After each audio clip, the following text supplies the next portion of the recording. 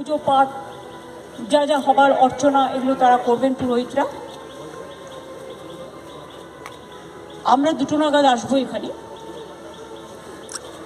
2টো থেকে 2:30 পর্যন্ত ওই আরতি করা এই করা যা করা রথ এখানেই থাকবে, সেই জায়গাটাই ঠিক করা হলো।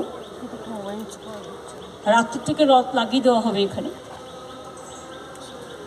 এবং ঠিক 2:30-তে রথ স্টার্ট করবে। কিন্তু রাস্তায় লোক থাকবে না, লোক থাকবে ব্যারিকেডে। দুদিকে ব্যারিকেড করা হয়েছে যাতে কোনো স্ট্যাম্পেড হওয়ার সম্ভাবনা না থাকে। প্রেসকেও আপনারা জানেন যে একটা হল্টিং স্টেশন আপনাদের হোল্ড এরিয়া করে দেওয়া হয়েছে, হোল্ডিং এরিয়া। রথ কিছুটা যেতে যেতে কিছুটা থামবে, কারণ পথ তো খুব কম, মাত্র 1.5 কিলোমিটার মাসির বাড়ি যাওয়ার। একটু যেতে যেতে একটু থামবে, যেখানে মানুষ থাকবে তারা দেখতে পাবে, দর্শন করতে পারবে। আর দড়ি তো আমরা পুরো এর সাথে ছুঁয়ে দিচ্ছি, সুতরাং তারা দড়িটাও স্পর্শ করতে পারবে, যেহেতু আমাদের ব্যারিকেডের সাথে দড়ি ছোঁয়ানো থাকবে, রথের দড়ি।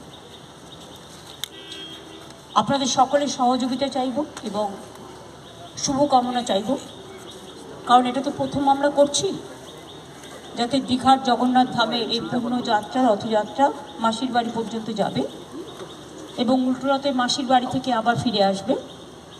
উভয় যাত্রায় যাতে শান্তিপূর্ণভাবে সুন্দরভাবে সমাপন হয়, আপনাদের সকলকেই স্বাগত জানিয়ে আপনাদের সকলের শুভকামনা এবং সহযোগিতা আবেদন করছি।